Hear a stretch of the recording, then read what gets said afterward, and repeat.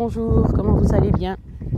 Cette vidéo pour vous parler de la suite des investigations, n'est-ce pas? Et puis la suite, eh ben, c'est toujours des questionnements. On avait vu, je vous avais dit qu'il avait repensé au fait que j'étais HP. Non, pas HP, mais hyperactive. Enfin, même HP, mais c'est pas le problème là. Donc hyperactive. Et puis on a essayé de prendre il a essayé que 2 médicaments en fait. Et puis les 2 n'ont pas marché. Donc c'était Elvans et puis celui qu'on donne aux enfants en général, là, je sais plus lequel. La Ritaline. Ça n'a pas joué. Je sais que mon frère en prend un autre.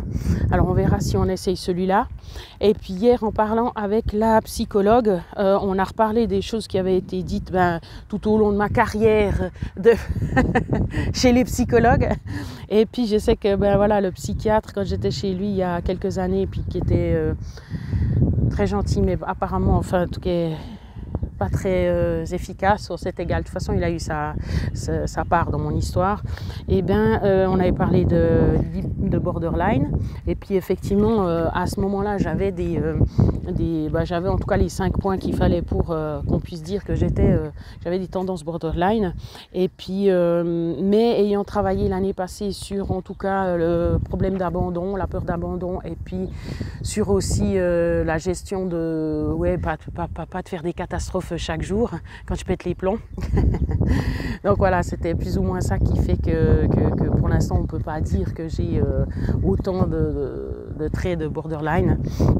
Mais par contre, maintenant, ce qui est venu, mais ça fait déjà 2-3 ans, que j'aurais plutôt des traits des tendances bipolaires.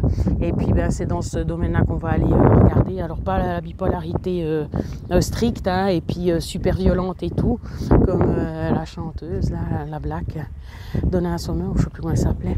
Bref, mais ça change rien, même si c'est des tendances, c'est quand même quelque chose qui rend ma vie pénible parce qu'il y a des hauts, des bas tout le temps et puis que c'est invivable.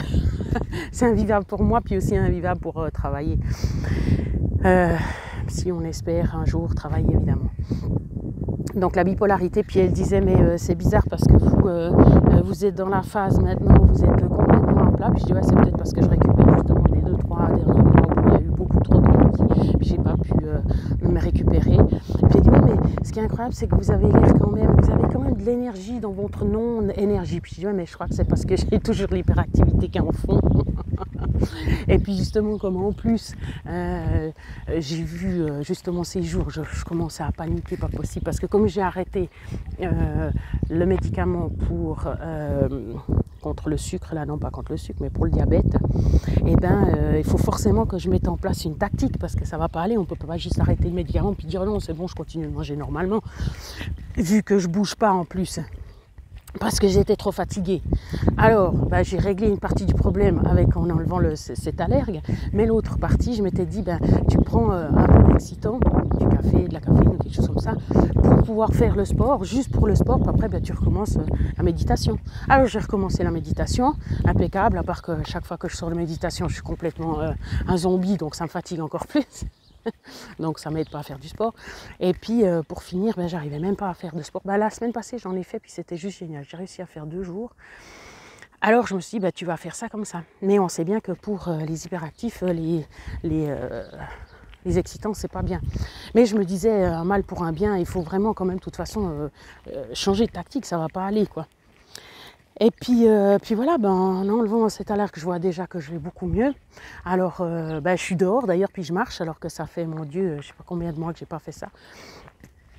Ou en tout cas, la dernière vidéo, je sais même pas si la dernière vidéo, je vous l'ai faite en marchant.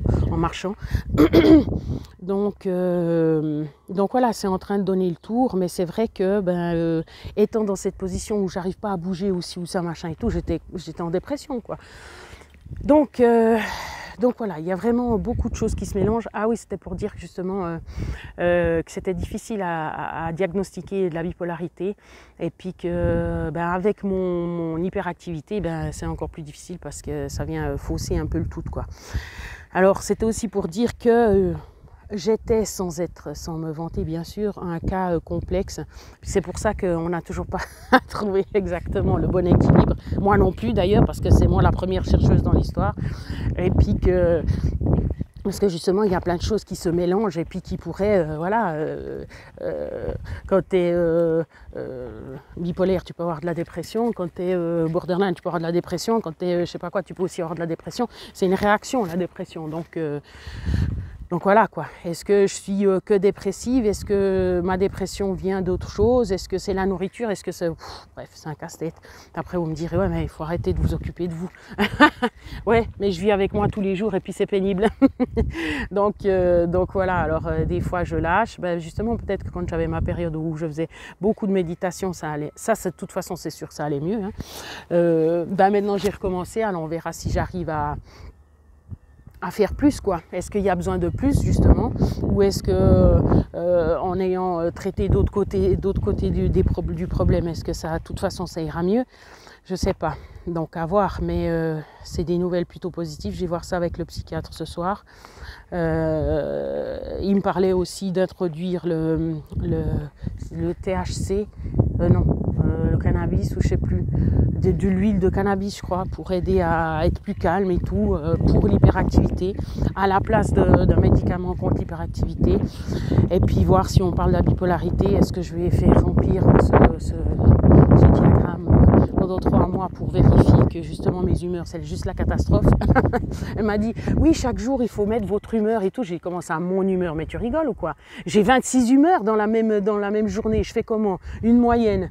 Ah, alors ça va être compliqué hein, quand même, parce que si je le fais juste comme ça en parlant, ça ira pas. Il faudra que je mette chaque fois que ça va pas trop mal, ouais, disons normal, ça sera un 0. Quand ça va un peu mieux, c'est plus. Puis quand ça va moins bien, c'est moins. Puis à la fin de la journée, je fais le total de tout ça. Puis tous les jours, on fera un total de tout ça. À part ça, tout va bien. Moi, je vais dire bonjour aux chiens. Prenez soin de vous.